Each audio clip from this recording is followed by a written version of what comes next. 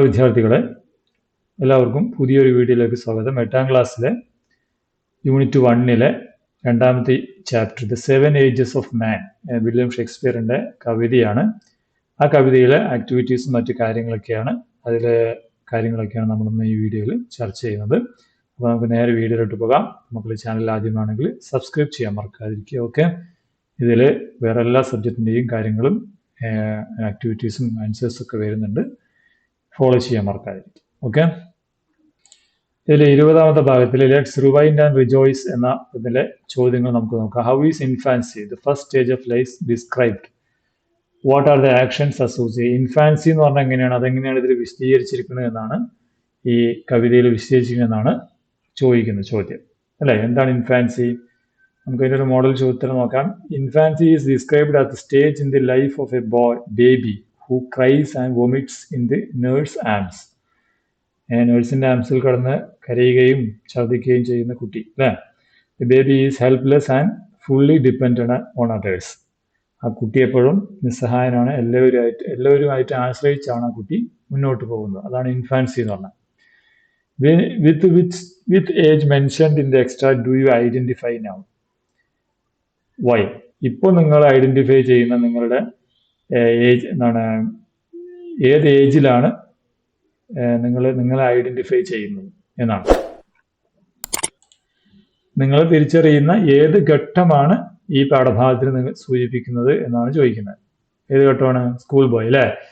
അപ്പോൾ നോക്കുക, I identify with the school boy stage because I go to school every day, carry a bag and sometimes feels lazy to wake up and early study. ഈ കാലഘട്ടമാണ് എൻ്റെ ഇപ്പോഴത്തെ കാലഘട്ടം. പിന്നെ നമുക്ക് മൂന്നാമത്തെ, what are the qualities attributed to the soldier? What does he seek എന്നാണ്. സോൾജിയറിന്റെ ക്വാളിറ്റീസ് എന്തൊക്കെയാണെന്നാണ്. നമുക്കെങ്ങനെയാണ് സോൾജിയറിന്റെ ക്വാളിറ്റീസ് എന്തൊക്കെയാണ്? The soldier is brave, full of pride, quick to get angry, and ready to fight. He seeks short-lived fame or reputation, even if it is dangerous. അല്ലേ, അയാൾ Brave ആയിരിക്കും, എല്ലാം പെട്ടെന്ന് ഏറ്റെടുക്കുന്ന ഒരു നല്ല ധീരനായ മനുഷ്യനായിരിക്കും അല്ലേ മക്കളെ. അതാണ്. ഇനി നമുക്ക് നാലാമത്തെ, how does the writer describe the 6th age of life? ലൈഫിലെ 7ാമത്തെ ഏജിനെ എങ്ങനെയാണ് കവി വിശദീകരിക്കുന്നത്? ഹൗ ഡസ് ഈ stage contrast with the earlier stage? ഇതാണ് ഉത്തരം.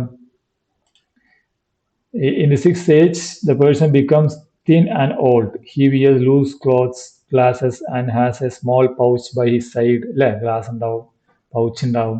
His legs are weak, കാല് ദുർബലാവും. And his strong voice becomes a soft, high-pitched tone. അല്ലേ, സൗണ്ട് പറയും. The age is very weak and slow compared to earlier strong and active ages. മുമ്പത്തെ സ്റ്റേജിനേക്കാളും വളരെ വീക്കായിരിക്കും. In earlier stages, people are energetic, full of dreams and strong. In this stage, they become quite tired and forgetful. ഒക്കെ മറന്നു പോവും, ടയർഡായിരിക്കും അല്ലേ. അതാണ് ഈ സ്റ്റേജിൽ, അവസാനത്തെ സ്റ്റേജിൽ ഉണ്ടാവുക, 6th സ്റ്റേജിൽ. ഓക്കെ, ഇനി നമുക്കൊരു അപ്രീസിയേഷൻ ആണ്. Now read the extract again and complete the table below. നമ്മുടെ മുകളിലെ പാഠഭാഗം നോക്കിയിട്ട് ഈ ടേബിൾ പൂർത്തീകരിക്കാൻ. ഇവിടെ ഓരോ ഏജിന്റെ ഘട്ടങ്ങളുണ്ട്, അതിന്റെ ഡിസ്ക്രിപ്ഷൻ, കീ ഇമേജറി, അതിന്റെ പ്രധാന രൂപങ്ങൾ, ക്യാരക്ടേഴ്സ്, അടയാളങ്ങൾ, സ്വഭാവ സവിശേഷതകൾ എങ്ങനെയായിരിക്കും എന്നാണ് എഴുതുന്നത്. ഇപ്പൊ ഇവിടെ ആദ്യം ഏതാ? ഇൻഫാന്റ് ആണല്ലേ. അപ്പൊ അതിന്റെ ഡിസ്ക്രിപ്ഷൻ, കീ ഇമേജറി, ക്യാരക്ടേഴ്സ്. അപ്പൊ നമുക്കത് അതിന്റെ ഒരു മോഡൽ നോക്കാം. നമുക്ക് നോക്കുക അല്ലെ. Infant, mewling and puking, puking in the nurse arms, crying and vomiting, കരയുകയും vomit. Innocent, vulnerable and needy, innocent ആയിരിക്കും അല്ലേ. ഇന്നസെന്റ് എന്ന് പറഞ്ഞാൽ നിഷ്കളങ്കനായിരിക്കും.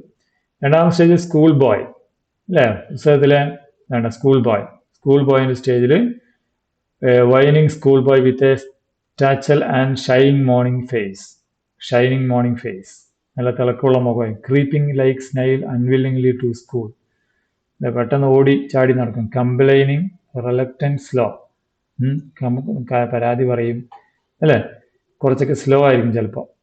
പിന്നെ അടുത്ത ലവറാണ്. അപ്പോൾ young man in love, obsessed with his beloved, സ്നേഹമുള്ള അടുത്തുള്ളവരുമായിട്ട് നല്ല സ്നേഹം. Sighing like a furnace with a woeful ballad, furnace ഒരു ഫർണേസ് പറഞ്ഞാൽ തീ കണക്കെ നല്ല തീ പോലെ ഇരിക്കുന്നു. പാഷനേറ്റ്, ഇമോഷണൽ, റൊമാൻറ്റിക്, സ്നേഹമുള്ള, ഇമോഷണൽ ഉള്ള, റൊമാൻറ്റിക് ആയ ആളായിരിക്കും. പിന്നെ അടുത്ത സ്റ്റേജ് ഏതാ വരുന്നത്? ഇവിടെ സോൾജിയർ അല്ലേ. സോൾജിയർ ആകുമ്പോൾ ambitious and hot headed, seeking reputation, അഭിമാനം തേടി പോവും. Beard like the pard, sudden and quick and പെട്ടെന്ന് കാര്യങ്ങൾ ചെയ്യും. ബ്രേവ് ആയിരിക്കും, അഗ്രസീവ് ആയിരിക്കും അല്ലേ. ഹോണർ ബോണ്ട്, സത്യസന്ധനായിരിക്കും. അടുത്ത ജസ്റ്റിസ്, നീതി. മേച്ചർ ആൻഡ് വൈസ്, നല്ല പക്വതയുള്ള ആളാവും അല്ലേ. I severe, beard of formal cut അല്ലേ. നല്ല ഫോർമലായിട്ട് താടിയും മുടിയൊക്കെ വെട്ടി. ഓതറേറ്റീവ്, എക്സ്പീരിയൻസ്ഡ്, റെസ്പെക്ട്, എല്ലാവരും ബഹുമാനിക്കുന്ന എക്സ്പീരിയൻസ്ഡ് ആയ ആളായിരിക്കും അല്ലേ. പിന്നെ പാൻറ്റലൂൺ, ഓൾഡ് ഏജ്. അവിടെ lean, shrunken with spectacles and pouch, കണ്ണടയൊക്കെ വെച്ച്. ഹോസ് ടു വൈഡ് ഫോർ ഈ strung leg, voice turning childish, കുട്ടിയുടെ ശബ്ദമായി മാറും. ഫ്രൈൽ, നൊസ്റ്റാൾജിക്, കോമിക്കൽ, ചിലപ്പോഴൊക്കെ വളരെ കോമിക്കായിരിക്കും അല്ലേ. സെക്കൻഡ് ചൈൽഡ്നെസ്, അവസാനത്തെ ചൈൽഡ്നെസ് അവസാനം അല്ലേ. The final stage of life, resembling infancy and marked by dependency, എല്ലാവരും ആശ്രയിക്കേണ്ടി വരും. Sans teeth, sans eyes, sans taste, sans everything, എല്ലാം മാറിപ്പോകും. ഹെൽപ്ലെസ്, നിസ്സഹായൻ, ഡിപ്പെൻഡന്റ്, ഫോർഗെറ്റ്ഫുൾ, എല്ലാം മറന്നു പോകുന്ന അവസ്ഥയാണ്. ഇതാണ് സ്റ്റേജുകൾ അല്ലേ. ഓക്കെ, നമുക്ക് അടുത്ത പ്രവർത്തനം. After completing the table, discuss the points and write a brief paragraph, summarise the central theme of extract with the help of guide lines given below. ഇവിടെ ഇതിന്റെ ഗൈഡ് ലൈൻസ് നോക്കിയിട്ട് നമ്മൾ എന്താണ് ഈ മുകളിലെ എക്സ്ട്രാക്ട് ആ പാഠഭാഗത്തെ കുറിച്ച് എന്ത് ചെയ്യണം, അതിന്റെ സെൻട്രൽ തീം, മെയിൻ പോയിന്റ്, തീമിനെ കുറിച്ച് ഒരു പാരഗ്രാഫ് തയ്യാറാക്കാനാണ്. The Seven Age of Man written by Shakespeare അല്ലെ. William Shakespeare is taken from the play As You Like It എന്നതിന് അടുത്തതാണ്. In this extract, the world is compared to a stage. ജീവിതം ഒരു എന്താണ് stage. The extract outlines 7 stage അല്ലേ. 7 stage അല്ലേ.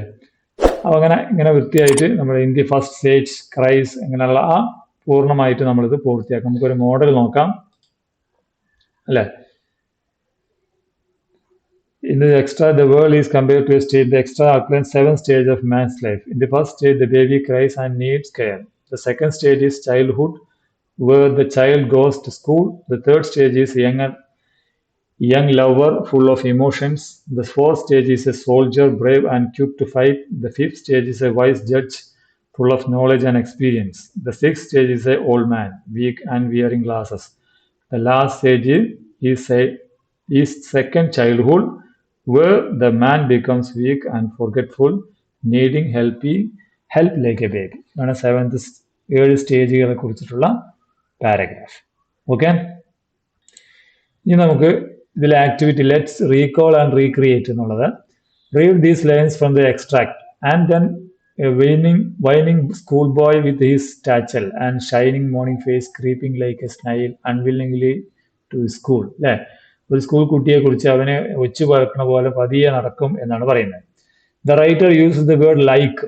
ഇവിടെ ഒരു കമ്പാരിഷൻ നടത്താൻ വേണ്ടി, താരതമ്യം നടത്താൻ വേണ്ടി ലൈക്ക് എന്ന വാക്ക് ഉപയോഗിച്ചിട്ടുണ്ട്. Do you know what it is? ഇതിനെന്താ നമ്മൾ പറയുക? എന്താ പറയുക? അത് അവിടെ കൊടുത്തിട്ടുണ്ട്, സിമൈൽ എന്നാണ് അല്ലേ. Simile is a figure of speech that compare two different things using the words like or as. ലൈക്കോ ലൈക്ക് അല്ലെങ്കിൽ ആസ് വെച്ചിട്ട് പറയുന്നതിനാണ് സിമൈൽ എന്ന് പറയുക. Pick out the instance of simile in the extract. ഇതുപോലെ നമ്മുടെ പാഠഭാഗത്തിലെ സിമൈലുകൾ ഏതൊക്കെയാണെന്ന് കണ്ടെത്താനാണ്. ഏതൊക്കെയാണ് നമുക്കൊന്ന് നോക്കാം. ഒരു മോഡൽ ഏതാ? The creeping like a snail അല്ലെ. Compare to the slow walk of the school boy of to snail. സ്നൈലിനെ കുറിച്ച് ഒരു ഒച്ചു നടക്കുന്ന പോലെ. Sighing like a furnace compare to the lover's deep sighs to hot furnace അല്ലെ. Furnace എന്ന് പറഞ്ഞാൽ തീയുടെ ആ ചുട്ടിരിക്കുന്ന സ്ഥലമില്ല, അതാണ്. പിന്നെ beard like a pard compares a soldier's beard to that of a leopard. ലിയോപാഡിന്റെ എന്താണ് താടി പോലെ ഇരിക്കും അല്ലേ, സോൾജിയേഴ്സിന്റെ താടി. അപ്പോൾ എപ്പോഴും ഇതിങ്ങനെ ലൈക്ക് വെച്ച് പറയുന്നതിനാണ് അല്ലേ മക്കളെ. ഇനി നമുക്ക് ബിയിൽ consider the first 2 lines of extract. What are the 2 things compare to here? All the world is a stage and all the men and the women are merely players. ഇവിടെ എന്താണ് ഈ 2 കാര്യങ്ങൾ എന്തുമായിട്ടാണ് കമ്പയർ ചെയ്യുന്നത്? അല്ലെ, ഈ വേൾഡ് ഒരു stage ആയിട്ടാണ് പറയുന്നത്. അപ്പൊ എങ്ങനെ പറയാം? The world is compared to a stage. Men and women are compared to players, actors ആയിട്ട്, അവിടുത്തെ നടന്മാര്. This means life like a play, ഒരു നാടകം പോലെ. And people are like actors who play different roles during their lives, അവരുടെ ജീവിതത്തിൽ വിവിധ റോളുകൾ നിർവഹിക്കുന്നു. Here the writer use the figure of speech called metaphor. ഇതിനെന്താ പറയുക? മെറ്റഫർ, അതായത് ഉപമ എന്നാണ് പറയുന്നത്, പ്രത്യേകത അല്ലെ. It states that the world is a stage and we are performers on the stage of life. ഈ ജീവിതത്തിന്റെ അതിലെ പെർഫോമേഴ്സ്, അവതരിപ്പിക്കുന്ന ആളുകളായിട്ടാണ് നമ്മെ ഇവിടെ അവതരിപ്പിക്കുന്നത്. ഇതുപോലെ pick out all other instance metaphor in the extract, നമ്മുടെ പാഠഭാഗത്തുണ്ട് അല്ലേ. ഇതുപോലുള്ള മെറ്റഫർ നിങ്ങൾ കണ്ടെത്താൻ പറയുന്നു. ഇവിടെ മെറ്റഫർ എന്ന് പറഞ്ഞാൽ എന്താണ്? മെറ്റഫർ എന്ന് പറഞ്ഞാൽ ഈസ് എ പോയറ്റിക് ഡിവൈസ്, ഒരു കവി ഉപയോഗിക്കുന്ന പ്രത്യേകതരം ടൂളാണ്. That states implicit comparison without the use of like or as. Like എന്നോ ആസ് എന്നോ പറയാതെ മനുഷ്യന്മാർ അങ്ങനെ തന്നെ, മനുഷ്യന്മാർ എന്താണ്, അവിടുത്തെ നടന്മാരാണ്, നടിമാരെ പോലെയല്ല, നടന്മാരാണ് എന്ന് ലൈക്ക് പറയാതെ പറയുക കേട്ടോ. ഓക്കെ, അപ്പൊ അതാണ് മെറ്റഫർ എന്ന് പറഞ്ഞാൽ. അതുപോലെയുള്ള വാക്കുകൾ നമ്മുടെ പാഠഭാഗത്തിൽ ഉണ്ടോ എന്നാണ്. ഉണ്ട് അല്ലേ.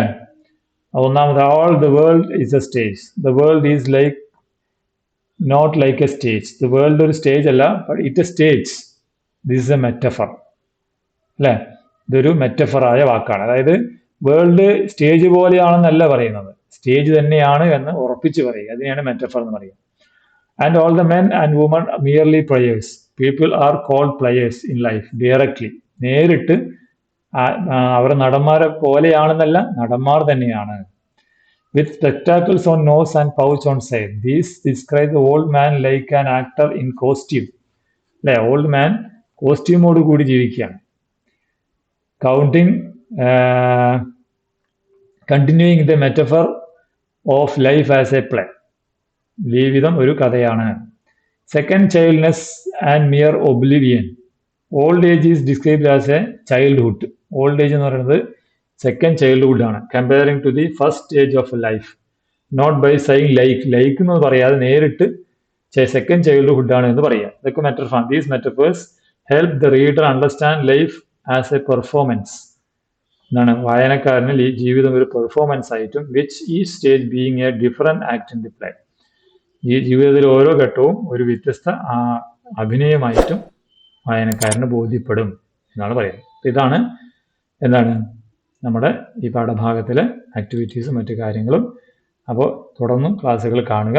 തുടർന്നും ഇതിലും ഒരുപാട് പാഠഭാഗങ്ങളുടെ എല്ലാ പാഠഭാഗങ്ങളുടെയും മാത്സും മറ്റു കാര്യങ്ങളിലെല്ലാം വരുന്നുണ്ട്. ഈ ചാനലിലെ 8th സ്റ്റാൻഡേർഡ് ഓൾ സബ്ജക്റ്റ് എന്ന പ്ലേലിസ്റ്റ് നോക്കിയാൽ നിങ്ങൾക്ക് അത് കിട്ടും. എല്ലാവരും പോയി കാണാം. ഓക്കെ, വീണ്ടും കാണാം. Good bye.